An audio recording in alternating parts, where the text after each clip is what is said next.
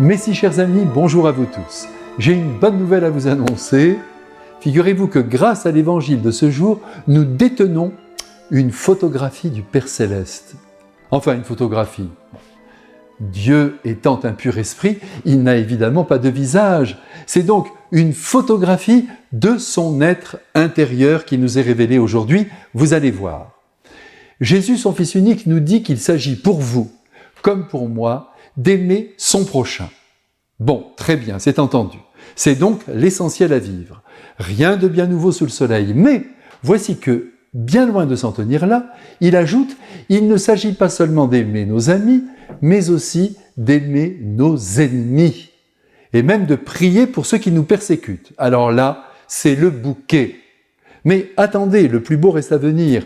Jésus nous apprend que si nous aimons nos ennemis, nous allons jusqu'à prier pour nos persécuteurs, nous ressemblons par là à notre Père du ciel. Et voilà le visage intérieur de Dieu notre Père, qui est un visage de bonté, de miséricorde, car en effet, il fait lever son soleil sur les bons et sur les méchants. Le soleil est pour tous les hommes. Dieu ne choisit pas de bronzer les uns et d'assombrir les autres. Pourquoi ? Eh bien parce que toute l'humanité est sa famille.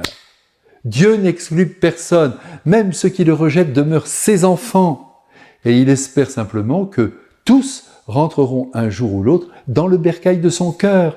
Non pas dans le bercail de l'Église, ce ne sera sans doute pas possible, c'est du moins ce que le bon pape Jean-Paul II laissait entendre en disant que tous les hommes ne rentreront probablement pas dans les frontières historiques de l'Église, mais dans la mesure où ils choisiront de donner à l'amour pour autrui la première place dans leur vie, ils entreront alors, en effet, dans le cœur de Dieu. Souvenez-vous de la grande fresque que le Christ dressa devant ses auditeurs en évoquant le jugement dernier. Tout le monde est là au rendez-vous, toute l'humanité. À chacun il demandera « As-tu donné à manger à qui avait le ventre vide ? As-tu couvert le corps tremblant d'un pauvre avec l'une de tes couvertures ? As-tu visité le coupable en prison ? Ou l'as-tu écrabouillé de tes jugements ? » Nous savons que le paradis est à ce prix. C'est tout simplement avouer que l'amour offert sans espoir de retour confère l'éternité à l'être humain. Il s'agit donc en amour de bannir le couple infernal sympathie-antipathie.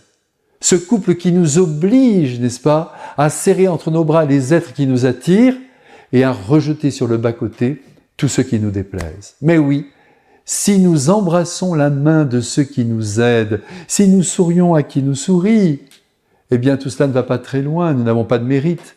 Dès lors, si nous nous exerçons à aimer qui ne nous attire pas sur le plan humain, nous ressemblons à Dieu, qui n'est souvent guère attiré par nous, il faut bien le reconnaître, tant nous sommes égoïstes, mais qui pour autant ne cesse pas de nous aimer. Ce qui est mystérieux sur cette terre, c'est qu'il y a des personnes, souvent très simples, qui semblent aimer presque instinctivement les autres. C'est comme ça. Ça leur semble tout à fait naturel d'aimer. Ils n'ont pas peur de serrer la main à celui qui est sale, et même de l'embrasser, et d'autres qui s'approchent avec difficulté de leurs semblables dissemblables. Mais croyez-moi, je vous demande de me faire confiance, en raison des confidences que je reçois, s'il y a des êtres plus sensibles que d'autres, et donc plus disposés à aimer, même ceux qui donnent l'impression d'aimer avec facilité ont fait des efforts considérables pour en arriver là. Mais quand donc allons-nous dilater notre cœur pour qu'il exprime concrètement l'amour envers tout homme rencontré ? Mais quand ? Jésus conclut son enseignement en annonçant que c'est dans la seule mesure où nous aimerons à la manière de Dieu, c'est-à-dire le plus gratuitement possible, sans espoir de retour, ceux qui au fond ne le méritent pas notre amour, que nous deviendrons des hommes parfaits. Car la perfection, je vous le rappelle, que nous devons rechercher, c'est bon que je vous dise cela dans le temps du carême, c'est la perfection de l'amour, c'est d'aimer comme Dieu nous aime infiniment, non pas parce que nous sommes bons, mais parce que lui est bon. Je vous bénis et vous envoie beaucoup d'amour. Amen.